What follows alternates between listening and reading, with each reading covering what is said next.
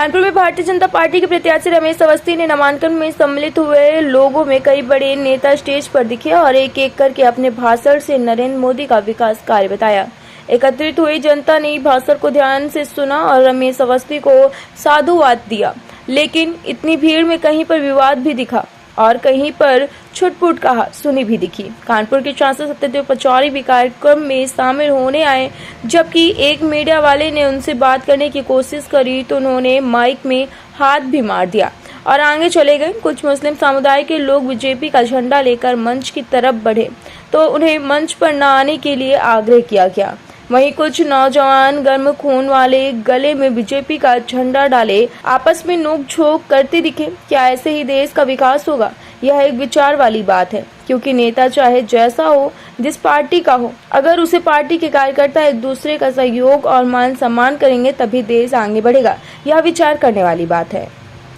तरह से जो है डिप्टी सीएम ने ये कहा कि दोनों ही प्रत्याशी विजयी हैं। क्या मानते हैं कि टक्कर है या बिल्कुल एक तरफा चुनाव होने जा रहा है? ऐतिहासिक विजय मिलने जा रही है। आज डिप्टी सीएम साहब ने जो कार्यकर्ताओं का उत्साह देखा और जब वो कानपुर आए तो उन्होंने तय कर दिया, उन्होंने कहा आज उत्साह देखकर मैं आज ही घोषणा की दे रहा हूँ कि हमारे दोनों प्रत्याशी भारी बहुमत से चुनाव जीत रहे हैं। बात हो रही है बाहर के आ गए नहीं, बाहर की बात नहीं, मैं ये जानना चाहूँ अगर विकास की बात की जाए तो कानपुर अभी भी बहुत सी जगह पिछड़ा हुआ है, उसके विकास के लिए आप क्या करें? देखिए, ऐसा है, विकास के लिए पूरा एक एजेंडा है। माननीय प्रधानमंत्री जी ने विकसित भारत का सपना देखा है, उसी विजन को आगे बढ़ाते हुए हमने भी विकसित कानपुर का सपना देखा। हमने नहीं, हमारे जितने हमारे विधायक गण हैं, हमारे सुरेश अवस्थी हैं, महेश त्रिवेदी जी हैं, हमारे अध्यक्ष जी हैं, सलील जी हैं, हमारे दीपू पांडे जी हैं, प्रकाश पाल जी, हम लोगों से निरंतर ये बात करते हैं कि इस बार हम जीतने के बाद हमारा पहला एजेंडा होगा कि एक विकास का संपूर्ण मॉडल कानपुर का तैयार हो, उस विजन के साथ कानपुर जो कारखाने बंद हो गए क्या उनको फिर से जो है संचालित किया जाएगा? रोजगार के अवसर के संपूर्ण विकास की तैयारी हो रही है, विकसित कानपुर की तैयारी हो रही है और आप देखेंगे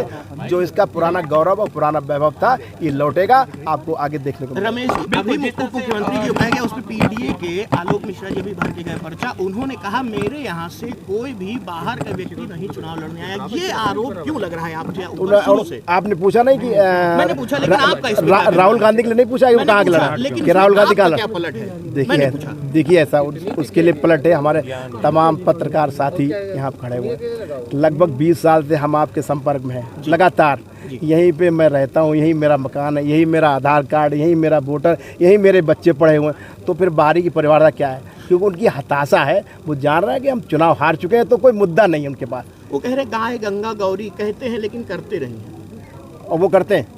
आपका क्या कहना है? हम लोग जो हमारी सनातन की विचारधारा है उस पर हम पूरी तरीके से जो सनातन की विचारधारा के अनुसार हम लोग चलते हैं। हाँ भाई, चलो भाई।